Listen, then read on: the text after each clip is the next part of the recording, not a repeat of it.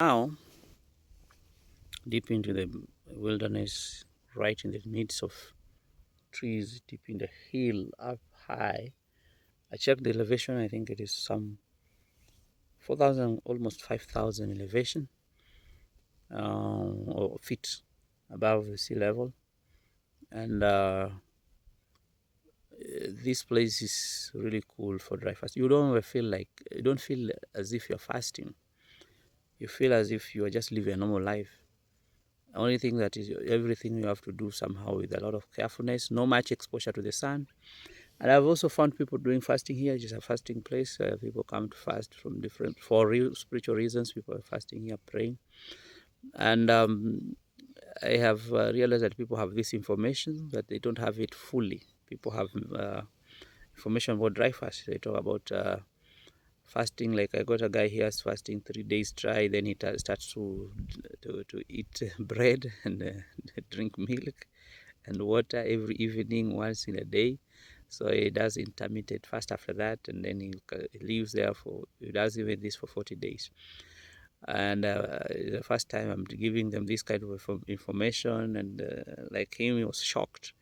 He's a bishop. He has churches, like for 6 churches under him, and he feels like, wow, this is I've really met an angel from heaven.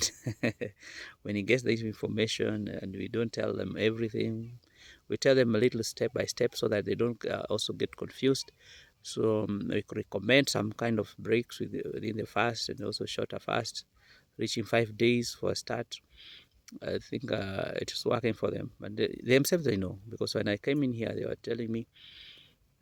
One person told me that dry fast gets answers very fast, and for her, she was talking about a 7 day dry fast, and she was like, "That is a sure bet. When you have issues and you come, you fast 7 days, you get answers." People come for spiritual fast here, so then you find some people who live here for a long time. Somebody stays here for 3 months, another person stays here for 40 days, but then they are recommending, because of the Kenyan thing, something that happened with the pastor that killed people with fasting. When they came, they were doing fasting with all water totally, and then they died, or they became very weak, and then they were buried in some bush. So they are very careful. They are not. They don't want them to be. Don't want this area to be associated, or this center to be associated with kind of a fast that people dies from. So they encourage eating, eating in the evening, and that eating is bread and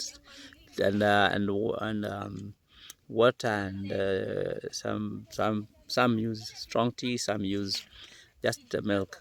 Even as I'm talking now, there are people coming up. It's people who are just walking. So I want to stop at that point.